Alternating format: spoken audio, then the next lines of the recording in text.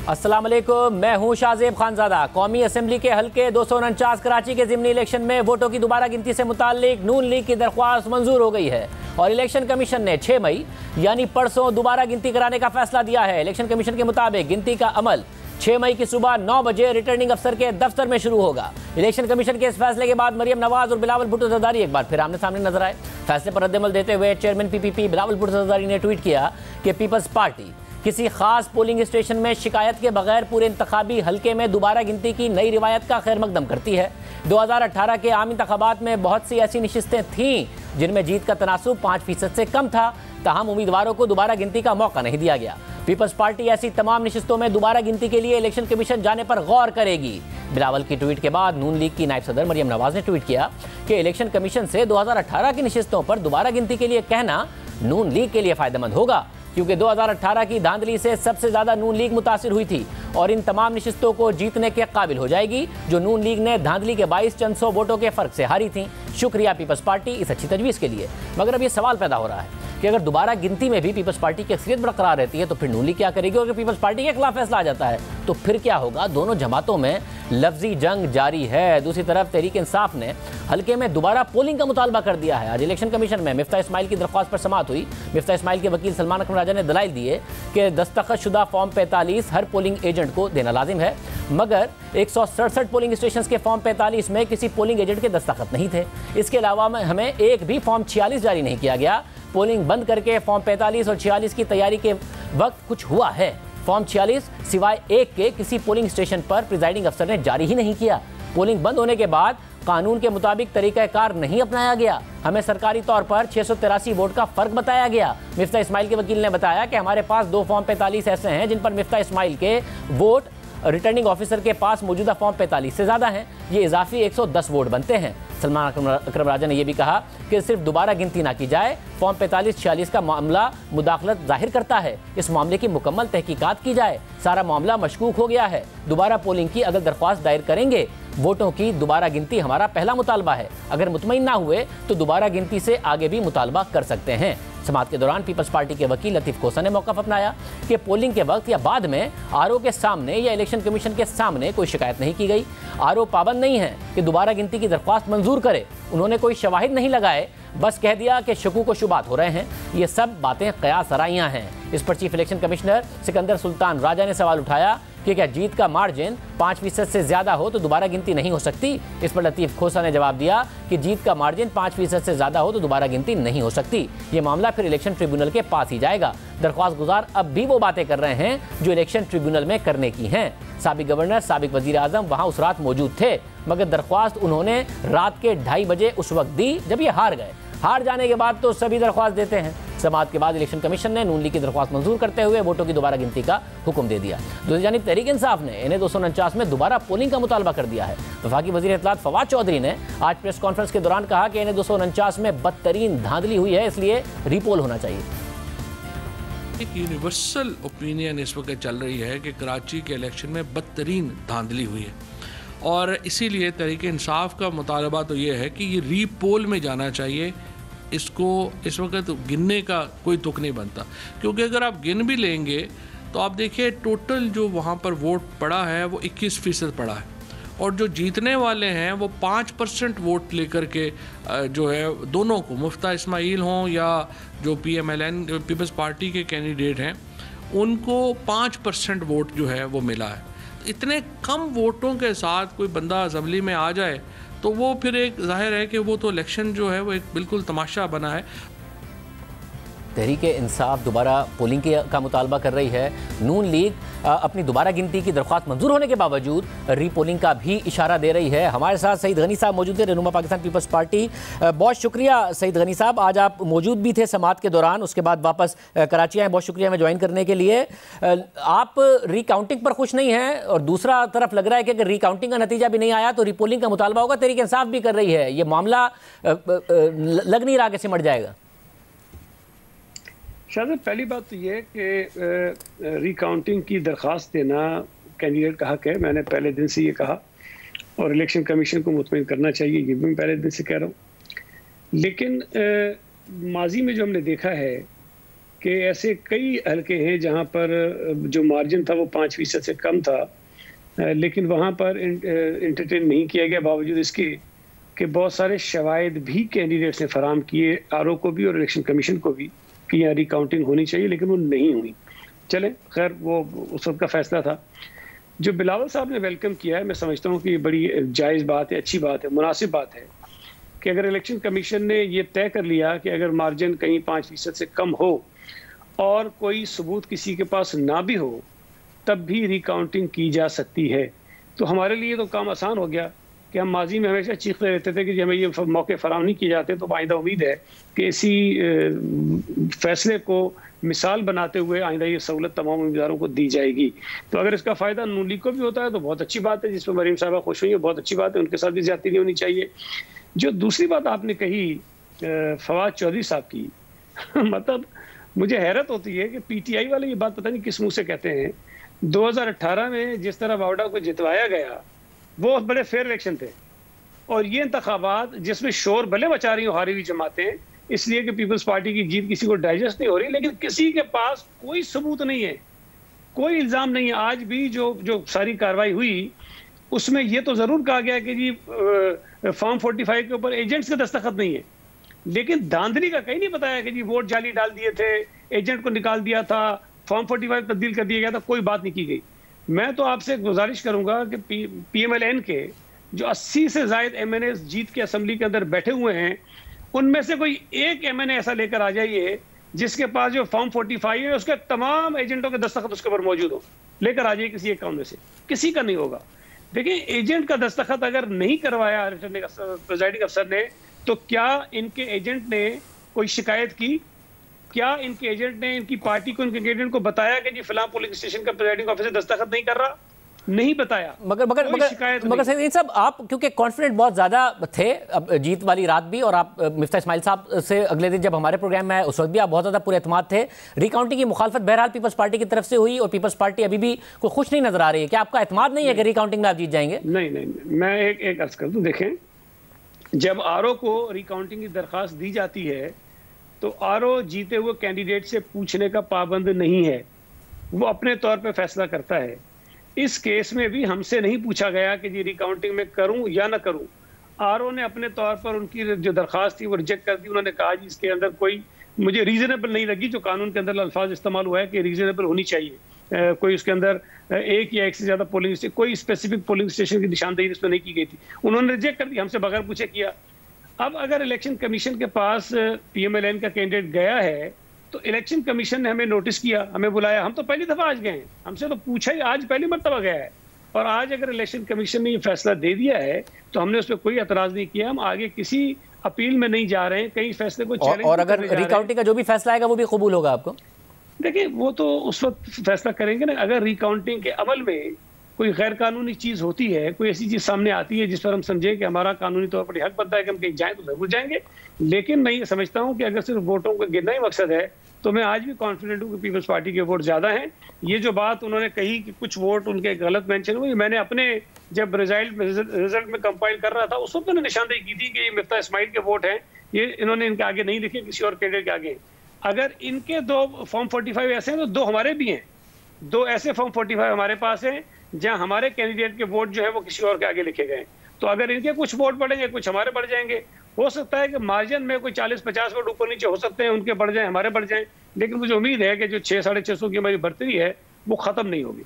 बहुत शुक्रिया। सईद गनी साहब कॉन्फिडेंट हैं कि उनकी बढ़तरी खत्म नहीं होगी, मगर नून लीग के वकील ये भी साथ में इशारा दे रहे थे कि आगे वो रीपोलिंग का मुतालबा भी कर सकते हैं। तहरीक इंसाफ ने कर ही दिया है, जिस पर सईद गनी साहब कह रहे हैं कि तो मजे का खेज बात नजर आती है। प्रोग्राम में ब्रेक शामिल करते हैं और आम खबर उस पर बात करें।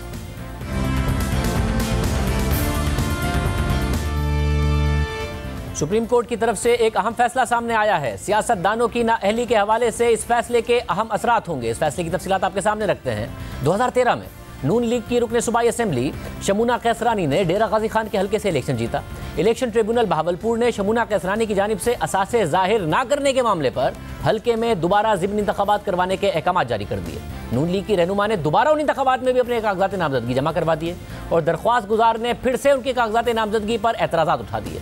इस एतराज़ को इलेक्शन ट्रिब्यूनल के माजी के फैसले की रोशनी में मंजूर कर लिया गया और इलेक्शन ट्रिब्यूनल मुल्तान ने शमूना कैसरानी को नाअहल करार दे दिया। बाद में नून लीग की रहनुमा शमूना कैसरानी ने इस फैसले को लाहौर हाईकोर्ट में चैलेंज किया, लेकिन लाहौर हाईकोर्ट ने भी उनकी दरख्वास्त को 2016 में मुस्तरद कर दिया, जिसके बाद ये मामला सुप्रीम कोर्ट में आया और सुप्रीम कोर्ट ने इस हवाले से अपना तफसीली फैसला जारी किया। फैसले के मुताबिक जो मामला हमारे सामने है वो ये है कि क्या दरख्वास्त गुजार की जानिब से अपने उन ज़रई असासों को जाहिर ना करना जो उन्हें अपने वालिदैन से मिले उनकी ताहयात नाअहली के लिए काफ़ी हैं, और क्या दरख्वास्त गुजार को आर्टिकल 62(1)(f) के तहत जिस तरह नाअहल किया गया वो सबूतों की सही छानबीन और कानून के मुताबिक किया गया।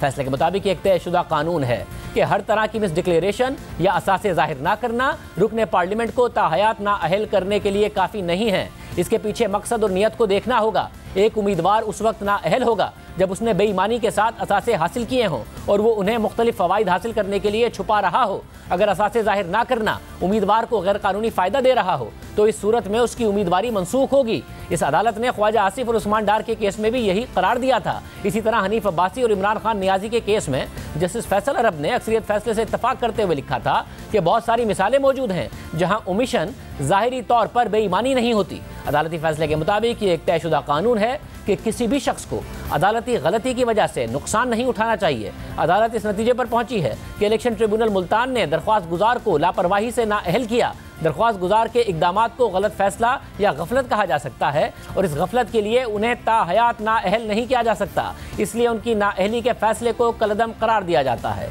असासे जाहिर ना करने पर सियासतदानों की नाअहली के हवाले से ये एक अहम फैसला है। माजी में भी सियासतदान नाअहल हुए हैं और कुछ सियासतदान नाअहल नहीं हुए हैं। इस हवाले से बात करेंगे माहिर कानून और साबिक अटॉर्नी जनरल इरफान कादिर साहब हमारे साथ मौजूद। इरफान कादिर साहब बहुत शुक्रिया। इरफान कादिर साहब, ये सियासतदानों की नाअहली के हवाले से ये बड़ा अहम अदालती फैसला है, आपको कंसिस्टेंसी नज़र आ रही है जो मुख्तलिफ माजी के अदालती फैसले हैं उनमें? अदालती फैसलों में मैं तो पिछले 10 साल से पॉइंट आउट कर रहा हूं कि बहुत सारी इनकंसिस्टेंसीज हैं, लेकिन बहरकैफ ये जो मौजूदा फैसला है ये इन अ वे अच्छा फैसला है, क्योंकि इसमें बड़े साफ तौर पे सुप्रीम कोर्ट ने ये वजाहत की है कि जायदाद को अगर आप जाहिर ना करें तो वो जो जायदाद को जाहिर ना करना जो है, जो नॉन डिस्क्लोजर है, वो ज़रूरी नहीं है कि वो डिसऑनेस्ट हो। और अगर वो डिसऑनेस्ट नॉन डिस्क्लोजर नहीं है या वो डिस्क्लोजर जो है उसके तहत आप कोई चीज़ छुपा के कोई नाजायज़ फ़ायदा हासिल नहीं कर रहे, तो फिर वो नॉन डिस्क्लोजर जो है उसके बुनियाद पर आपको बदउनवान या डिसऑनेस्ट नहीं कहा जाएगा और आप आर्टिकल 62(1)(f) के नीचे फिर डिसक्वालिफाइड नहीं समझे जाएंगे बल्कि क्वालिफाइड समझे जाएंगे। तो ये खुशाइंद बात है। लेकिन अगर आप इसके बरक्स दूसरे केसेस देखें, जैसे जहांगीर तरीन का केस है, जहांगीर तरीन के केस में एक डिफरेंट व्यू ले लिया गया। वहां पे वो जो चीफ जस्टिस थे शाकिब निसार, उन्होंने ये व्यू लिया कि जहांगीर तरीन जो है वो कहते हैं कि उनकी चूंकि ट्रस्ट प्रॉपर्टी थी और हम इस ट्रस्ट को नहीं मानते, लिहाजा ये असासे को छुपाने के मुतरादिफ है और उनको डिस्क्वालीफाई कर दिया गया। और जब रिव्यू फाइल हुआ, गालिबन मुझे जो याद पड़ता है, तो उनको फॉर एवर डिस्क्वालीफाई कर दिया गया। अब वो जो फैसला है वो तो इसके बरक्स है। जहांगीर तरीन का फैसला, इस फैसले के बाद तो मैं समझता हूँ फौरन सुप्रीम कोर्ट को सुओ मोटो नोटिस लेकर रिव्यू करना चाहिए। फिर ये मियां नवाज शरीफ का फैसला जो है उसमें वो अकामे पे बात आ गई और अकामे का नॉन डिस्क्लोजर जो है वो कोई इतनी बड़ी बात तो थी नहीं। अकामा उसमें क्या इतनी बड़ी कोई डिसऑनेस्टी थी, यानी एक बंदे का जो असासा जाता है उनका हुजम जो है वो कहाँ तो बिलियंस में है और कहाँ चंद लाखों के अकामे पे उनको फॉर एवर उन्होंने डिस्क्वालीफाई किया है। तो वो भी केस एक ऐसा केस है जिसको कि सुप्रीम कोर्ट को अब इस फैसले के बाद रिविजिट करना चाहिए। और अभी इसमें अगर आप ज्यादा जाएं तो ये जो प्रोविजंस है 62(1)(f) के, ये इन अ वे बड़े खौफनाक हैं, क्योंकि मसलन इसमें जो सबसे पहली बात है वो ये है कि किसी भी शख्स को अहल होने के लिए कि वो कोई इलेक्शन लड़ सके या मेंबर पार्लियामेंट बन सके तो उसको सगेशियस होना चाहिए। अब सगेशियस बड़ी वाइड टर्म है। सगेशियस का मतलब है फहम और फरासत, इसका मतलब है दानिशमंदी, इसका मतलब है अक्लमंदी, इसका मतलब है ज़हानत ज़हीन। तो ये सारे ट्रेड्स जो है अगर इसके अंदर हम चले जाएं तो फिर तो कोई भी किसी को कह सकता है कि आप में वो फहम और फरासत नहीं है या आप दानिशमंद नहीं है। तो ये बड़ी सब्जेक्टिव चीज़ें हैं। तो इस तरह के प्रोविजंस जो थे, ये जो मौजूदा अदलिया हमारी आई है जिसको हम आज़ाद अदलिया भी कहते हैं, इफ्तिखार चौधरी साहब के साथ इसका जन्म हुआ है, इन्होंने ये तमाम मैटर्स टेकअप कर लिए और फिर इस रेल में चले गए। हालांकि मैं कई दफ़ा पहले भी कह चुका हूँ, आपके प्रोग्राम में भी कह चुका हूँ कि कोई मेंबर जब बन जाता है कौमी असेंबली का या सूबाई असेंबली का, तो उसको नाअहल करने का एक तरीका मुकर्रर है, और वो तरीका जो है वो स्पीकर कौमी असेंबली जो है या चेयरमैन सेनेट जो है या सूबाई असेंबली के जो स्पीकर हैं वो क्वेश्चन फ्रेम करेंगे कि जी ये शख्स जो है ये हमारे नज़दीक क्वेश्चन इनकी डिस्क्वालिफिकेशन का राइज हुआ है।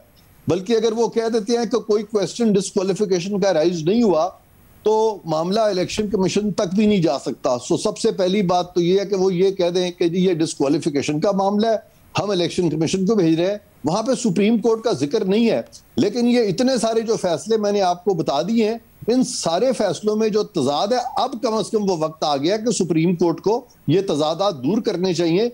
और ये इस किस्म के यूटोपियन स्टैंडर्ड्स नहीं रखे जा सकते कि कोई शख्स क्वालिफाई ना कर सके। मुझे याद है हमारे पिछले चीफ जस्टिस जब यही केस सुन रहे थे मियां साहब का, तो उन्होंने गालिबन कहा कि स्वाय चंद वो रिलीजियस पर्सनैलिटीज के तो इस पे तो कोई पूरा उतरता ही नहीं है ये आर्टिकल 62(1)(f) पे। और बाद में वो घबरा गए और उन्होंने फिर माफी भी मांग ली कि नहीं मुझसे ये गलती हो गई है, मुझे ऐसी बात नहीं करनी चाहिए थी। तो ये सारे प्रोविजंस जो है हमें देखने चाहिए, और मैं समझता हूँ इस पे आइन साजी जो है वो भी होनी चाहिए और सारी पार्लियामेंट बैठ के इसको तय करे, वरना ये इसी तरह कंफ्यूजन रहेगा और तमाम पार्लियामेंट की डोर जो है वो अनइलेक्टेड लोगों के पास रहेगी। बहुत शुक्रिया इरफान गाजी साहब की गुफ्तगू आपने सुनी। और रामपुर में बात करेंगे एक ब्रेक के बाद। LNG केस में इस्लामाबाद हाई कोर्ट ने साबिक वजीर खजाना मिफ्ता इस्माइल को जमानत पर रिहा करने का तफसीली फैसला जारी कर दिया है। और फैसले के मुताबिक मिफ्ता इस्माइल पर LNG टर्मिनल 1 के मुआहदे और कंसल्टेंट्स की तैनाती से मुताल्लिक इल्जाम लगाया गया। मिफ्ता इस्माइल सुई सदन गैस कंपनी के नॉन एग्जीक्यूटिव डायरेक्टर थे और बाद में वो सुई सदन गैस कंपनी के चेयरमैन बन गए। मुआहदा हुकूमत पाकिस्तान ने किया और पहला कंसल्टेंट अमरीकी इमदादी इदारे USAID ने फराहम किया, जबकि दूसरे कंसल्टेंट का तकर्रुर भी पहले कंसल्टेंट ने किया। कंसल्टेंट्स को अदायगियां भी USAID की जानिब से की गई। फैसले के मुताबिक नैब ये नहीं बता सका कि कंसल्टेंट की तैनाती नैब ऑर्डिनेंस के तहत जुर्म कैसे बन गई। इसी तरह कैपेसिटी चार्ट से मुताल्लिक इल्जामात भी महज मफरूजे की बुनियाद पर आयद किए गए। फैसले के मुताबिक ऐसा कोई मवाद सामने नहीं लाया गया जो बादियुन नजर में मिफ्ता इस्माइल का ताल्लुक जुर्म से जोड़े। ऐसा कोई रिकॉर्ड सामने नहीं लाया गया जिससे पता चले कि दरख्वास्त गुजार ने इख्तियारात से तजावुज़ किया। नैब की तरफ से नुकसान का तखमीना और इल्ज़ाम भी अंदाजों और मफरूज़ों की बुनियाद पर लगाया गया। इस्लामाबाद हाई कोर्ट के मुताबिक ये तयशुदा कानून है कि जमानत को सजा के तौर पर इस्तेमाल नहीं किया जा सकता। किसी की जमानत की मुखालफत के लिए जवाज होना जरूरी है। इसी तरह किसी को गिरफ्तार करने के लिए उसके खिलाफ ठोस शवाहिद का मौजूद होना जरूरी है। इन हालात में मिफ्ता इस्माइल को मजीद कैद में रखने का कानूनी जवाज नहीं था। नैब ने 7 अगस्त 2019 को मिफ्ता इस्माइल को गिरफ्तार किया था। फिर उन्होंने इस्लामाबाद हाई कोर्ट में दरख्वास्त जमानत दायर की, जिस पर 23 दिसंबर 2019 को इस्लामाबाद हाई कोर्ट ने मुख्तसर फैसला जारी किया और मिफ्ता इस्माइल को जमानत पर रिहा करने का हुक्म दिया। और अब अदालत ने तफसीली फैसला जारी कर दिया है। प्रोग्राम में एक ब्रेक शामिल करते हैं और रामपुर बात करेंगे। मुल्क भर में कोरोना की तीसरी लहर पर काबू पाने के लिए सख्त इकदाम किए जा रहे हैं। SOPs की खिलाफ वर्जी पर कार्रवाइयां की जा रही हैं और हुकूमत 8 से 16 मई तक घर पर रहो, महफूज रहो की हिकमत अमली पर अमल दरामद करने की हिदायत कर रही है। जबकि ईद की सरकारी छुट्टियां 10 से 15 मई तक होंगी। गुज़िश्ता 24 घंटों के दौरान 3,377 मजीद नए केसेस सामने आए हैं और 161 अमवात हो चुकी हैं। इस वक्त मुल्क भर में 86,151 से ज़ायद एक्टिव केसेस हैं, जबकि मस्बत केसेस की शरह 8.9% रही। मस्बत केसेस और अमवात के लिहाज से पंजाब और खैबर पख्तूनख्वा सरे फहरिस्त हैं। गुज़िश्ता 24 घंटों के दौरान लाहौर और मुल्तान में मस्बत केसेस की शरह 16.9% रही। मर्दान में 16.39%, पिशावर में 15%, कोयटा में 10.1%, कराची में 9.8%, जबकि इस्लामाबाद में मस्बत केसेस की शरह 7.8% है। इसके अलावा national command and operation centre के इजलास में आज SOPs पर अमल दरामद के लिए मॉनिटरिंग टीम तश्कील देने का फैसला किया गया है। NCOC के मुताबिक वफाकी सूबाई ज़िले सतह पर SOPs पर अमल दरामद के लिए मॉनिटरिंग टीम तश्कील दी जाए। मॉनिटरिंग टीम 8 मई से 16 मई के दौरान SOPs पर अमल दरामद यकीनी बनाएगी। 8 मई से 16 मई के दौरान तमाम कारोबार और दुकानें बंद रहेंगी। Food outlets, medical stores, petrol pumps और बेकरी को इस्तिस्ना होगा। सयाहत की सरगर्मी पर मुकम्मल पाबंदी होगी। सयाहती मकामात, पार्क्स, शॉपिंग मॉल्स, होटल्स और रेस्टोरेंट्स बंद रहेंगे। दूसरी जानिब मुल्क भर में वैक्सीनेशन जारी है। अब तक मुल्क भर में 27,66,000 से ज़ायद वैक्सीनेशन दी जा चुकी है, जबकि गुज़िश्ता रोज़ 1,64,000 अफराद को वैक्सीन लगाई गई। कोरोना से बचाव एहतियात और वैक्सीनेशन के जरिए ही मुमकिन है। हुकूमत शहरियों को खबरदार कर रही है कि वबा को नज़रअंदाज ना करें, वरना खुदा न खास्ता भारत जैसी सूरत हाल का सामना ना करना पड़े। लिहाजा घर पर रहें, महफूज रहें। भारत में सूरत हाल संगीन होती जा रही है और इंडियन प्रीमियर लीग भी कोरोना के केसेस सामने आने के बाद मुलतवी कर दी गई है। भारत में 12 रोज से मुसलसल यौमिया 3 लाख से जायद केसेस रिपोर्ट हो रहे हैं। 30 अप्रैल को यह तादाद 4 लाख से भी जायद हो गई थी। हेल्थ मिनिस्ट्री के आदादोशुमार के मुताबिक गुज़िश्ता 24 घंटों के दौरान 3,57,229 नए केसेस सामने आए हैं। भारत में इस वक्त कोरोना मुतासरीन की कुल तादाद 2 करोड़ से जायद हो गई है, जबकि गुज़िश्ता 24 घंटों के दौरान 3,449 अमवात हुई हैं। रॉयटर्स के मुताबिक तिब्बी माहिरीन का कहना है कि 1 अरब 35 करोड़ की आबादी वाले मुल्क में वायरस से मुतासर अफराद की हकीकी तादाद सरकारी आदादोशुमार से 5 से 10 गुना ज्यादा हो सकती है। भारत को इस वक्त मुश्किल तरीन हालात का सामना है। अस्पताल मुकम्मल भर चुके हैं, तिब्बी ऑक्सीजन की किल्लत पैदा हो गई है, मुर्दा खानों और शमशान घाटों में जगह नहीं है। CNN के मुताबिक भारत की सिर्फ 2% आबादी की मुकम्मल वैक्सीनेशन हुई है, जबकि गुज़िश्ता 2 हफ्तों के दौरान दुनिया भर में 1 करोड़ 10 लाख नए केसेस सामने आए और उसकी 1/3 से ज्यादा केसेस सिर्फ भारत में रिपोर्ट हुए। भारत में इस संगीन सूरत हाल पर मोदी हुकूमत पर कड़ी तनकीद हो रही है। CNN की रिपोर्ट के मुताबिक नाकदीन का कहना है कि नरेंद्र मोदी भारत को तबाहकुन सूरत हाल से बचा सकते थे, लेकिन उन्होंने ऐसा नहीं किया। भारत में ज़्यादातर लोगों का यह मानना है कि मोदी हुकूमत ने न सिर्फ कोरोना की दूसरी लहर से निपटने की तैयारी नहीं की, बल्कि हिंदुओं के मजहबी त्यौहार और सियासी रैलियों में अवामी इज्तिमात की हौसला अफजाई की। हुकूमती वज़रा और खुद वज़ीर आज़म की जानिब से ऐसे बयानात सामने आए जिससे यह तासुर मिला कि भारत कोरोना के खिलाफ जंग जीत गया है। नरेंद्र मोदी ने रवा साल 28 जनवरी को वर्ल्ड इकोनॉमिक फोरम में यह बयान दे दिया कि भारत ने कोरोना वायरस पर मौसर अंदाज में काबू पाकर दुनिया को और पूरी इंसानियत को एक बड़े सानहे से बचा लिया है। 7 मार्च को यूनियन हेल्थ मिनिस्टर ने बयान दे दिया कि भारत में कोरोना अपने इख्तिताम की जानिब है। फिर 30 मार्च को बयान दे दिया कि हमने काबू पा लिया है और नरेंद्र मोदी बड़े बड़े जलसे करने लगे। फिर नरेंद्र मोदी ने 17 अप्रैल को रैली से खिताब में कहा कि मैंने कभी किसी जलसे में इतना बड़ा हुजूम नहीं देखा। भारतीय वजीर आजम का यह बयान उस दिन सामने आया जिस दिन भारत में 2,60,000 से ज्यादा नए केसेस रिपोर्ट हुए थे, जबकि गुज़िश्ता साल 24 मार्च को मोदी हुकूमत ने जब मुल्क भर में सख्त लॉकडाउन नाफिज किया था, उस रोज सिर्फ 519 केसेस रिपोर्ट हुए थे। उस वक्त बसों और ट्रेनों को बंद कर दिया, लोगों को घरों से निकलने पर पाबंदी लगा दी और वो सिर्फ ज़रूरत के तहत अशिया खुर्दनोश लेने के लिए निकल सकते थे। इसे दुनिया का सख्त तरीन लॉकडाउन कहा गया, जो मुल्क के कुछ हिस्सों में महीनों जारी रहा और सितंबर के आखिर में केसेस में कमी आई। इस लॉकडाउन ने भारत के लाखों मजदूरों को मुतासिर किया। भारत की मईशत 24% तक सुकड़ गई। उस वक्त लॉकडाउन कर दिया, मगर अब जब केसेस बहुत ज़्यादा थे तो नरेंद्र मोदी जलसे करते रहे। नागदीन का कहना है कि जब मोदी भारत में कोरोना की जीत का सहरा अपने सर ले रहे थे, तो अब नाकामियों की जिम्मेदारी भी कबूल करें। प्रोग्राम में शामिल करते हैं। 2005 में इंसानियत का दर्द रखने वाले कुछ लोग, कुछ डॉक्टर्स और कुछ कारोबारी शख्सियात इंसानी हमदर्दी की बुनियाद पर लोगों को सेहत की मयारी सहूलत फराहम करने के लिए जमा हुए। उनका ख्वाब एक था, उनका मकसद एक था, इंसानियत की खिदमत करना।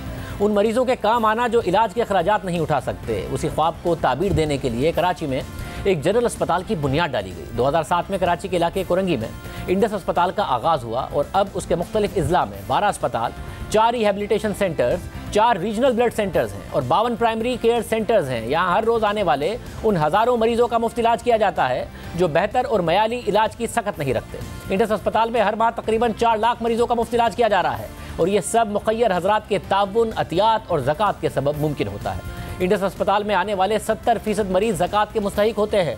2013 से इंडस अस्पताल का ब्लड सेंटर भी काम कर रहा है। जून 2017 में air condition mobile blood donation unit मुतारिफ कराया गया। गुज़िश्ता 14 सालों से इंडस अस्पताल मुस्तहिक मरीजों के लिए अपनी खिदमत दे रहा है। इसकी खिदमत सिर्फ एक अस्पताल तक महदूद नहीं रही, बल्कि इसका दायरा मुल्क भर में फैल रहा है। मुल्क भर में ज़्यादा से ज़्यादा ज़रूरतमंद लोगों को इलाज की बेहतर सहूलत फराहम करने के लिए इंडस अस्पताल का दायरा कार मुल्क भर में बढ़ाने के लिए अमली काम हो रहा है। सिंध, पंजाब और आज़ाद कश्मीर में इसके मराकिज़ हैं।